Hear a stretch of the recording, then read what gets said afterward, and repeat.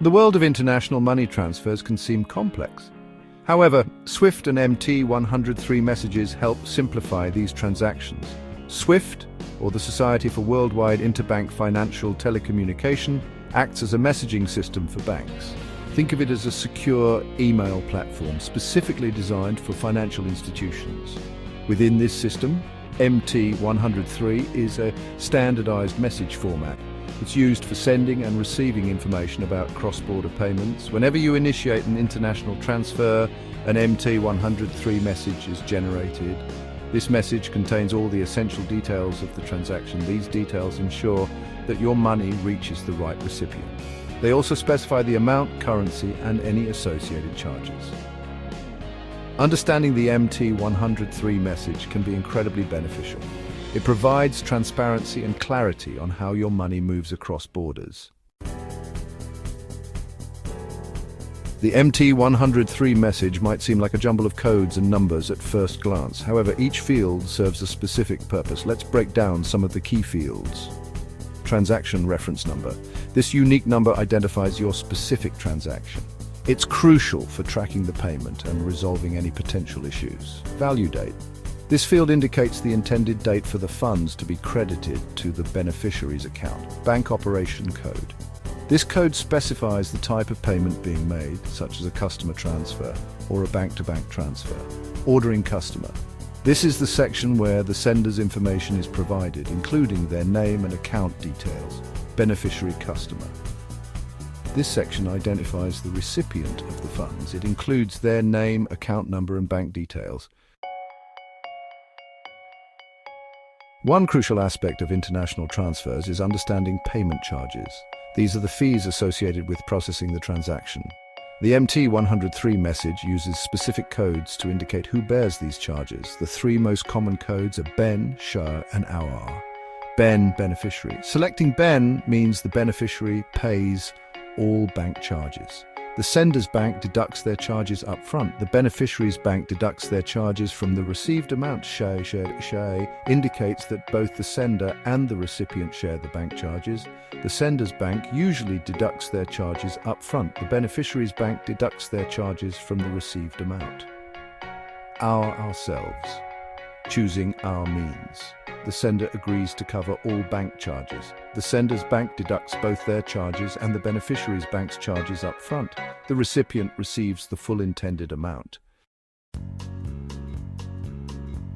Let's illustrate how these charge codes work with some examples. Scenario 1, BEN. Imagine sending $1,000 with the BEN charge code. Your bank charges $20 and the recipient's bank charges $10.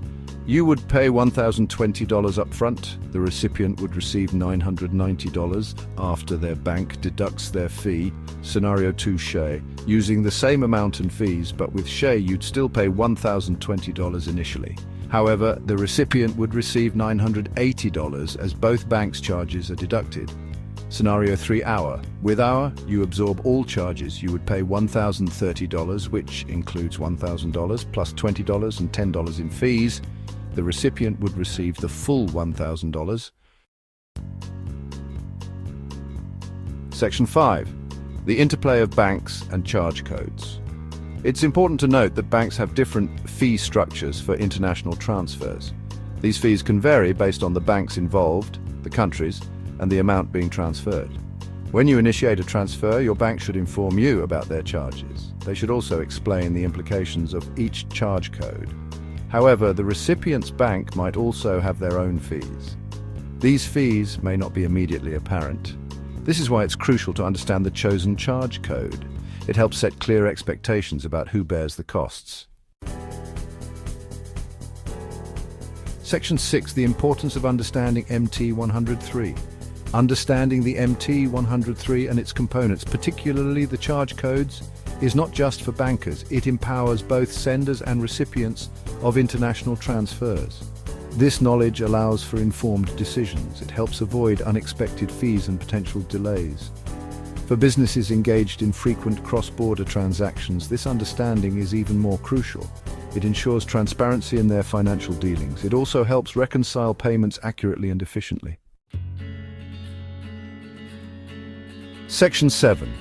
Ensuring smooth international transactions. Here are some tips for ensuring smooth international transactions. Communication is key. Always communicate with your bank and the recipient about the chosen charge code. This clarity can prevent misunderstandings and disputes later. Double-check details. Before authorizing any transfer, carefully review all the details on the MT103 message. Ensure the accuracy of recipient information, the amount and the currency. Factor in fees. When calculating the total transfer cost, factor in potential bank charges on both ends. This will help avoid any surprises. Shop around for rates. Banks often offer different exchange rates and fees for international transfers. It's worth comparing rates from different providers to find the most cost-effective option. Section 8. Conclusion. Navigating international transfers with confidence. International transfers don't have to be a maze of confusing codes and jargon. By understanding the basics of SWIFT MT103 messages, you can navigate these transactions with confidence. Knowing the key fields and the implications of charge codes empowers both senders and recipients. This knowledge ensures smoother, more transparent, and cost-effective cross-border payments.